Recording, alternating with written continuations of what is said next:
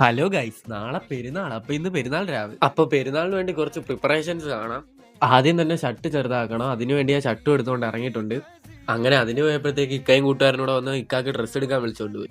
ആദ്യത്തെ കട മൊത്തം അരിച്ചു ഇറക്കിയിട്ട് അവനൊന്നും ഇഷ്ടപ്പെട്ടില്ല. പിന്നെ നമ്മൾ അവിടെ നിന്ന് ഇറങ്ങി ആ ഗ്യാപ്പിന് ഞാൻ എന്റെ ഉടുപ്പ് കൊണ്ടുപോയി ചെറുതാക്കാൻ കൊടുത്തു. എന്നിട്ട് നമ്മൾ നേരെ അടുത്ത കടയിൽ വന്നു. ഇവിടെ ആണെങ്കിൽ 1 മണിക്കൂറിന്റെ അന്വേഷണത്തിന് ശേഷം അവ 2 ഷർട്ട് കയ്യിൽ 1 ഷർട്ട് ഇട്ടുകൊണ്ട് വരുന്നിട്ട് ഇതിൽ ഏതാ നല്ലതെന്ന് ചോദിച്ചുകൊണ്ട് നടക്കുക. അതിന്റെ ഇടയ്ക്ക് ദാണ്ട് ഒരു സീന് സാധനം. ഈ ഐറ്റമൊക്കെ ഇട്ടുകൊണ്ട് പള്ളിയിൽ പോകുന്ന അവസ്ഥ ഒന്ന് ആലോചിച്ച് നോക്കിയേ ഗൈസ്.